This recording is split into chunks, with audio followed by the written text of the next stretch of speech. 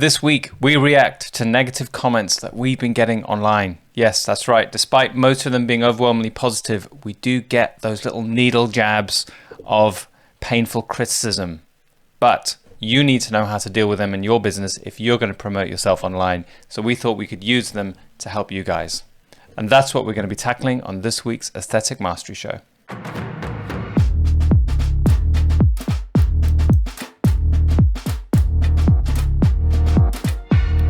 Welcome, I'm Dr. Tim Pierce. Hi, I'm Miranda Pierce.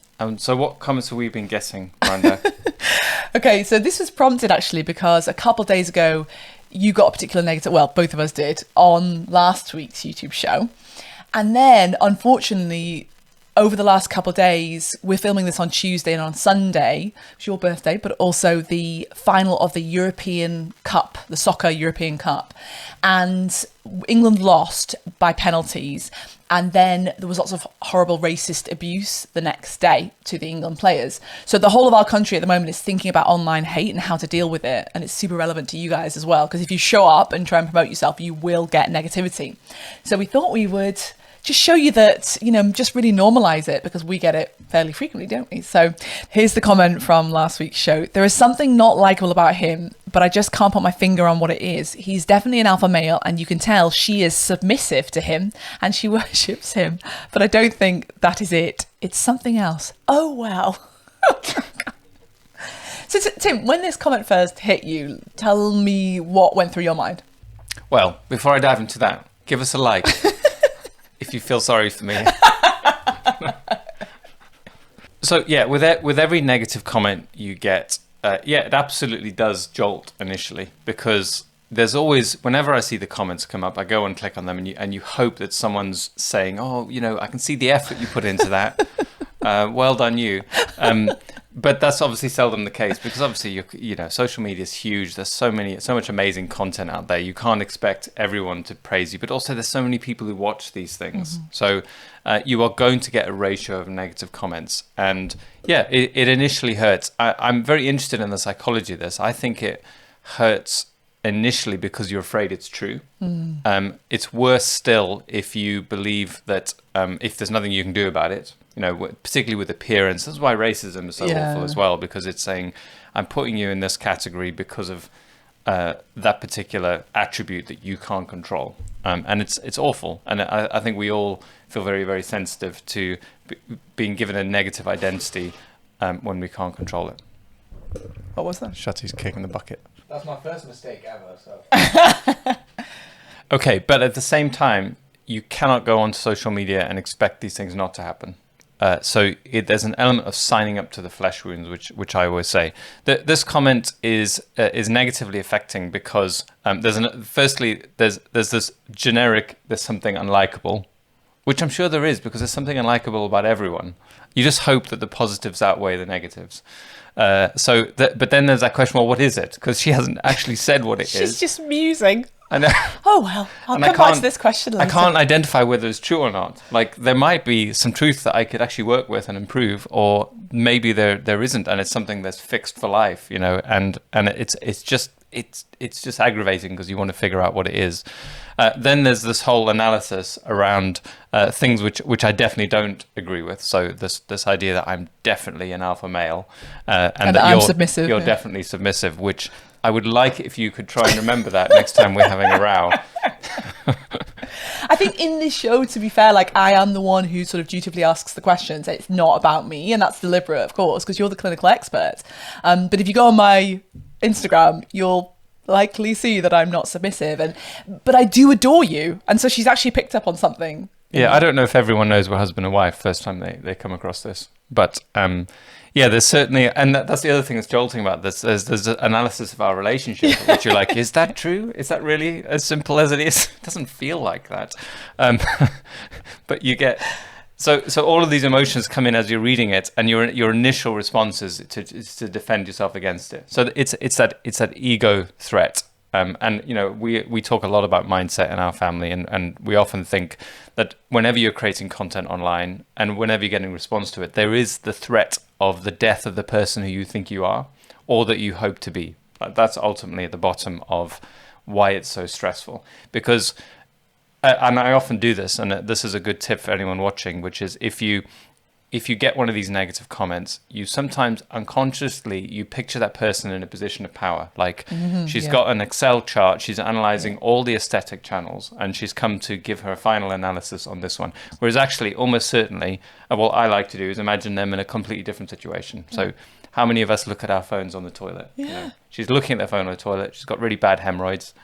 She's having a really bad day, and she thinks, I'm just going to drop some negativity because of the bad constipation I've got. Yeah. And no, I don't know. Now, who knows how true it is, but you do get a filtered, it's not just good people and bad people. Yes. It's people in bad moments of their lives spreading a bit of resentment. And it's not them spreading the truth. And so if you can just take the bigger picture in, and, you know, for every one negative comment we get 20 positives. So, but for some reason, those negatives really grab you. Because we've evolved to have a negativity bias. You know, it served us when we were cavemen to see the saber-toothed tiger and just assume that we were about to die and run away. And I think that's why. But it's so true. And I think that if we were to take that on board and then not show up, how devastating would that be for all the people who really love our stuff? Well, and that's another thing worth remembering, is that some people, something you're doing is a challenge to them. Now, it doesn't mean that what you're doing isn't amazing. It just means it's a challenge to them. You know, if you're promoting your aesthetic solutions, it's a challenge to people with those problems to say, well, do you want it or not? You know, and some people, you either fall one side of the spectrum or not. I've often noted that there are very few people with no real opinion on medical aesthetics. People tend to have a really firm opinion. They're either for or against. And every bit of promotion that you do for your business is a challenge to those people. Which side of the fence are you going to fall on? And so you get strong emotions back. But it says much more about them than it does about your particular piece of work. You know, I often think when you see people out there, you know, someone has taken the time to come out and analyze our relationship and my character. I don't know why that's become the most important issue in their lives at that moment. But just remember, it's about their lives and their context. You know, there are so many issues. When you have someone come onto your page saying, you know, she looked better before, like, why are they doing that? Or, you know, you shouldn't put that stuff on your body. You know, why are they out there defending that issue? You know, they could be saving the whales. You know, there's a lot of other problems in the world that you could focus on, but something in them is driving you to be on an aesthetics page and debate with those issues. And that it's just worth noting that it's saying a lot about the issues they are grappling with, not necessarily the issues that you are grappling with, or your issues at all. So, I mean, now you could psychoanalyze this person here and say that, you know, she's very interested in relationships and male and female dynamics and trying to analyze that. And, you know, that's her hobby. And she's just fallen on our page, decided to share some disempowering analysis of us. And, you know, maybe there's something we can learn from it, you know, but it's probably not going to be, it's not going to highlight a lot of issues in our marriage because we know it in way more detail than that one comment.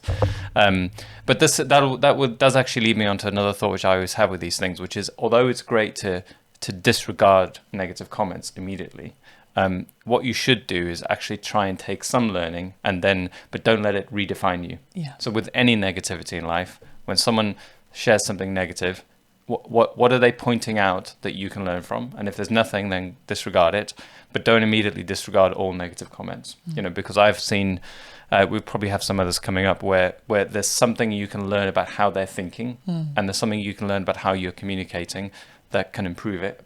And you don't necessarily have to, you don't actually have to say that anything they're saying is right, but maybe there's something to be gleaned. Okay, now we've got a couple of comments that refer to Miranda. Now, this pains me to read it out, but you can take it.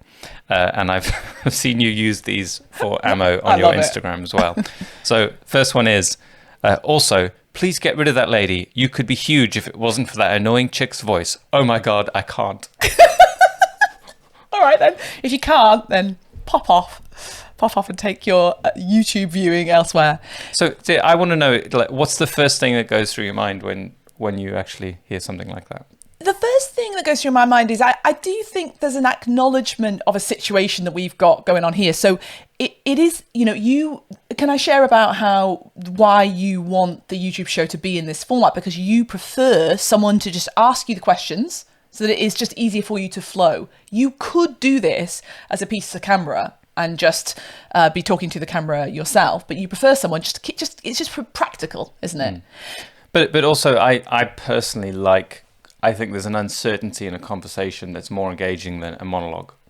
So I personally prefer it. In fact, let us know what you think. Would you prefer me to do a monologue? I did a monologue recently that was about we'll put a link to it. I think it's about the core skills you need in aesthetics, and it's just me to camera the whole way through. Hasn't done as well as the other videos that we do, because I think that when it's a monologue, people know it's all prepared. And I think what you bring is a degree of uncertainty. And you quite often do throw in questions that aren't on our list because you're intrigued. Yeah. And I think you can tell. So that's our thinking. But obviously not everyone agrees. So yeah. And I think, and so when I took that on board, I thought, that there was a neutral thought, which is yes. And actually, interestingly, I think in this show, I am not in my element, but that's as it should be. I'm not the clinical expert. I am just essentially a tool and, someone who I facilitate you to be better in this moment, but I'm not in my element. And if you go and follow me on my Instagram at Miranda Pierce Mindset, I'll link it below. I'm uber in my element, like in this crazy kind of peacock way, but I'm all over that. Like I want to be the appropriate person in the different arenas we're in. And I'm absolutely fine with being, submissive or, an irritant to some people if it facilitates the better learning for everyone to come out of you. My voice, interestingly, what that means to me, and there's another, I'll just read out another one as well, that we had quite a while ago actually. The woman is just not video material. Forced articulation and her mimics make all of those videos barely watchable. So again, interestingly with this one, I have a very good self-esteem in this area because I happen to think I'm awesome at video. I do, I've done 2 Facebook Lives a week for 4 years. I get all the compliments about my video skills. So I feel very internally validated in that area. But I am a strong flavour.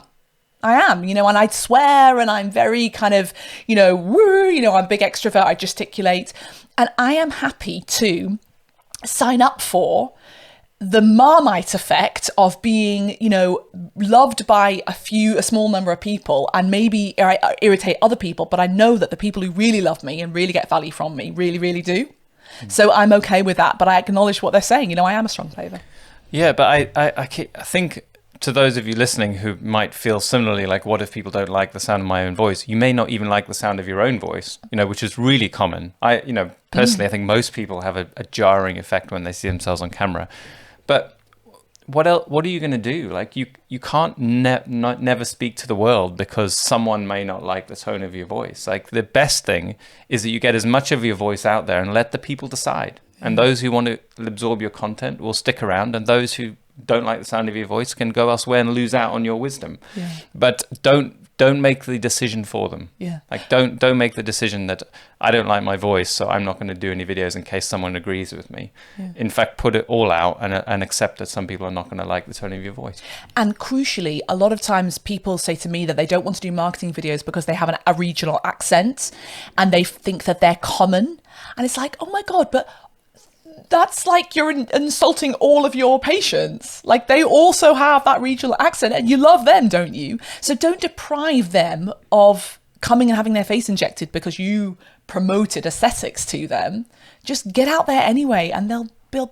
People buy from people. They want you to be a real human being. Well, one of the things that I really believe is that all the things that you think are weird about you are probably the only things that make you different than anyone else, and without those things you're indistinguishable. Yes. So it's almost the more of your idiosyncrasies you get out there, the more likely you're going to make a name for yourself. But Absolutely. You have to accept that not everyone likes that. And that's okay.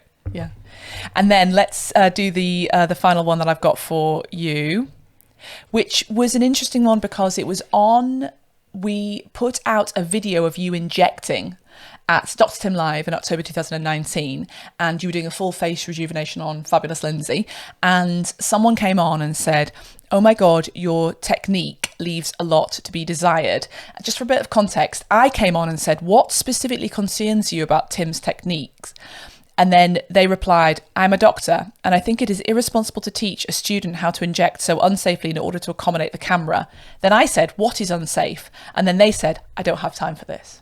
And can I just say what I think about that first of all? I mean, you can talk about your technique or whatever, but it's like, dude, you've got time to be in a conversation with me. So you should have time to actually like back yourself. What do you think is so unsafe? Don't just flounce off. That wound me up. But then that is maybe my ego. Yeah, I mean, that's the first thing to reflect on is why do you feel that way? Not are they being reasonable, because I wouldn't leave a comment like that, because that doesn't help you, because you can't control all the people out there, and you are going to get negative comments. It's better to start with why do I feel offended by this?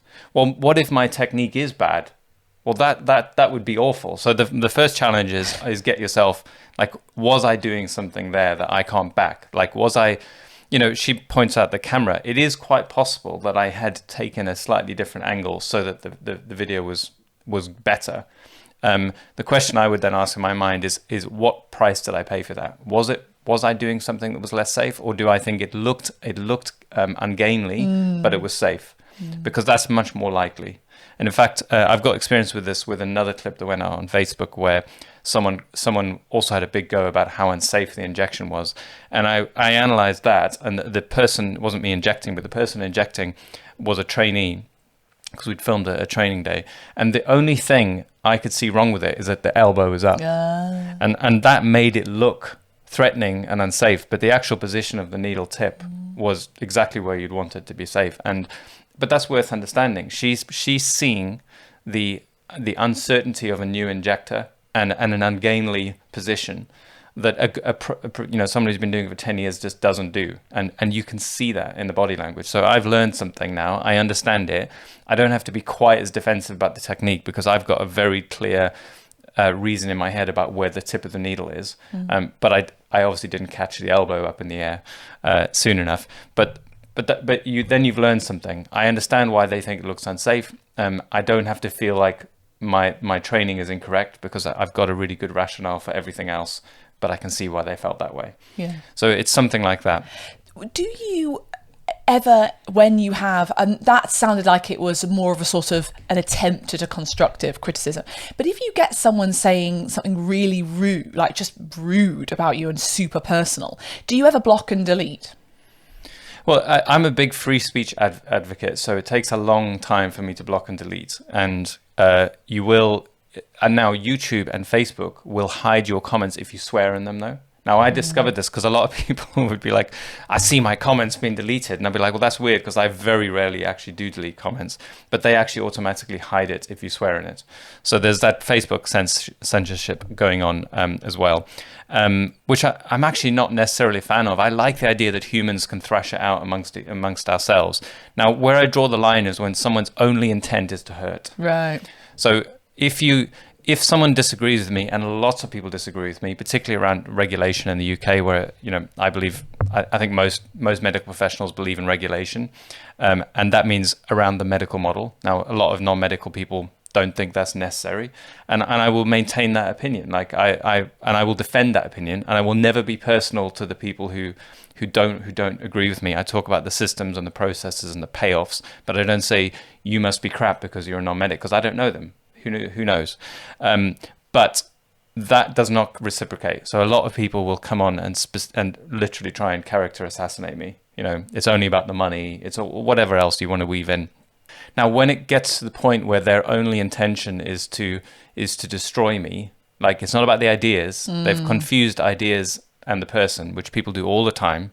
Like, you don't like someone's ideas and you think you try and destroy the person is one of the worst things that happens on social media. Then I will block people when there's no light on this debate. You're trying to, every single articulate point I make around my point of view is responded to with you're an idiot. You only say that because of this character flaw or that character flaw. Well, why would you debate that? Yeah. So you can block those people and hide them. But the other thing I would add for all those clinicians watching is, you always talk about, it's like Derek, who pops up from Denton, who wants to say that this girl should not have filler in her lips. Now, you're not really debating with Derek, because Derek's never going to have filler in his lips. But there are a lot of people watching who are trying to decide. Watching the comments. Yeah, and talk to those people. Try not to fight Derek and persuade him that he should have his lips done, because that's a losing battle. Remember all the people watching who need your help to decide, and use that discussion to try and highlight the reasons why you can have your lips done, why it can enhance your life, instead of playing with his rules. Because I always try and follow a 4-step hater response process. So number 1, kill them with kindness, a little bit like, "Hi Derek, thanks for contributing to the debate," or something like that. Don't be facetious, as I've just said it with that tone of voice. Number 2, actually state your values. So, "Thanks for contributing to the debate, Derek. I believe that aesthetics is an empowering force in society, explain your values," and that's where people watching, your potential customers are watching. And then if you like, you can put a boundary down. You don't have to, but I put a boundary down with that lady who said that you were unlikable. I said, "This is a place of learning and education, and I will invite you not to make those personal comments in the future." There was an implied threat that I will block her or something, because I just don't think doesn't add anything. And then finally, just kill them with kindness, a little bit of a, just be classy and sign off like, thanks a lot, Derek, or whatever. Those 4-step. And that way you get to peacock your own values, and people think, she's defending me, your potential customers. It's very powerful. Yeah, I think defending your customers, because it is an attack on your customers too when they say you shouldn't put that stuff in your face. So that's worth saying. The boundary thing, I just have my doubts that it will. Well, no, it won't stop. You won't win. They won't respond to your boundaries, but you can block them then. So that's a reason to block them. But the reason, I should have said, the motivation for that, the 3rd step, is that you look like a queen in front of, again, the people watching you. So you have calmly and respectfully stated your values, which is to defend them for their choice to have aesthetics, and then you're saying, "Look, if you're going to be personal, do one, and that makes you look like the queen of your page," which you are, and you should feel that you can put those boundaries down. What do you think about social media generally? Because I think people watching this here might not even be implementing on their own marketing because they're worried about, social media is just changing society and it's hideous. I don't want to go anywhere near it. Any thoughts? Well, there's nothing in life that doesn't have pros and cons. So absolutely, the worst thing about social media is that you get the collections of people who reinforce each other's madness, around political issues or whatever it is, and then they come out of that situation and spread these ideas in a way that's harder to fight. And pick an issue, and that's happening. Little bubbles who go unchallenged formulate ideas that are, I think, often quite bad, and then come out and throw them at people. And the next thing would be the element of anonymity, which is people feel like they can say things and that doesn't really count. They would never say to people face to face. If you think about this racism that's happened recently with the footballers, I'm really certain that if they were to meet that player, they would probably feel slightly in awe. Yes. Excited to meet him, forget about that issue, for that moment. And it's really in the weak moment when, they've had a few drinks and the penalty's just been lost, and their whole identity is woven up in this, that all the toxicity comes out. So social media can focus the negative part of people, but it doesn't sum up people. I really, this may be just my point of view, but I really think most humans are more complex than just the one comment that they leave. But they also forget that you're more complex than what they're trying to describe. So we're all vastly more complicated. And if you can stay in touch with that can help. But that's basically why social media is toxic, is because we oversimplify each other. Yeah. We create demons and idols out of too little information. The things we need to justify our positions. And that's... How can we help clinicians who are thinking about not even implementing their marketing because they're so scared of hate? Well, I don't think there's anything other than some acceptance you're going to get this. And I would use the example of, if you go and Google puppy rescues, or dog rescues puppy from drowning, a really heartwarming video that you can't imagine anyone not liking, and have a look at the down likes. Yeah. There's like 5% of people who are like, I really don't like that video. And it's like, how can this be? So I don't know what the story is with all those down likes, but I know that when you reach enough people, there's a percentage of people who are having a bad enough day or in a bad enough moment, or that you're a significant challenge to in some way that you cannot get your head around because it's their issue, that they're going to leave negativity. And that's the price you pay for anyone hearing your voice. And if you want to build a business, people have got to hear your voice. You cannot grow your business pleasing everybody and not being heard by anybody who might not like you. So that you have to, I always say, you have to choose the flesh wounds. Sign up to the flesh wounds. The rewards will make it worthwhile. Get your true self out there. Don't try and filter and protect your true identity and your true thoughts too much, because then you become bland. Yeah. It's pointless. Yes, no one's offended, but no one cares either. So that's the price you pay. So it's a matter of accepting some of this will happen. Doesn't feel nice. Not like you accept it and then you think, oh, I don't even care anymore. It still hurts. Yeah. But remember, that's the price of entry. Exactly. And also it shows that you have reached a level of success. If you are reaching 100 people, then you probably will get one who doesn't agree with you. And so well done you for having showed up. The other thing I would say is, you must stay in touch with your motivation around it, because the reason we show up weekly on this YouTube show is, well, there are multiple reasons, but they benefit us, even if it's just benefiting you guys and that emotion we get back from that. There are many benefits to us doing that. But if you have not yet started in your social media and you're thinking about all the hate, you must remember this is going to be good for your business, and really, almost visualize that moment when you have 1,000 followers and you get a booking. You've got to keep that in mind, or else, of course, you won't take action if you don't think there's anything in it for you. I'd say one last thing on being authentic, which is authenticity is risky because by its nature, you're saying you're one way and not another. Mm-hmm. And if you have an opinion on overtreated lips, or people who think overtreated lips are bad, and you're brave enough to express that, you are cutting right. You're being authentic, but you're also cutting right to the heart of something that everyone's grappling with. And that's what people are craving most of all, is someone to make sense of this chaos, and in making sense of it, 50% of people will hate you for it, and 50% of people will think, wow, I never thought of it that way. That's amazing. And that's the price you pay. But as soon as you try and say what everyone already agrees with, unfortunately, what you get is, yeah, we all know that. See you later.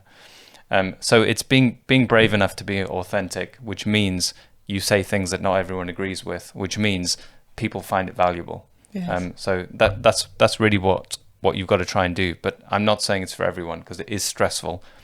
I'll say one more thing about this, which is why I think it's so stressful. I don't think our brains can tell the difference emotionally between a small tribe of people we would have evolved with 10,000 years ago, your 40 closest, and the millions of people on social media. I think the comment is like that old tribesman at the back who does the corn for you, yes, is now not on your side, and then you might starve. It feels like that. It's very hard for our brains to realize this is a tiny, insignificant fleck on the landscape, and that one person's opinion doesn't matter. It feels like the opinions matter when really they don't. Because they're just sitting on the toilet and they've got having a bad day. Okay. That's a wonderful note to end it on. Let us know what you guys think in the comments. We're so interested in whether this is holding you back promoting yourself on social media, or are you willing to accept some of the hate that comes along with it? Perhaps you could leave some of your worst comments that you've had down below. We'd love to read some of those, and then we can all stand with you and support you. You can leave us a hate comment and we will use it in a future video. Indeed. You'll find it on Miranda's Instagram. She does a lot of that. And but also, I hope this has helped you, and give us a like if it's helped you to be brave. Get out there, put more of yourself out into the world, take the risk, take the negativity that comes sometimes, but keep on going. And just to be super clear, if you want to give us feedback, we're all over that. It's just the less constructive feedback that we will make content out of. Don't try and sum up my marriage in one sentence, though. It's a lot more complex than you think. But I do adore him. I absolutely do. And I adore her. Thank you. We hope that's helped, and we will see you next week. Take care. Bye-bye.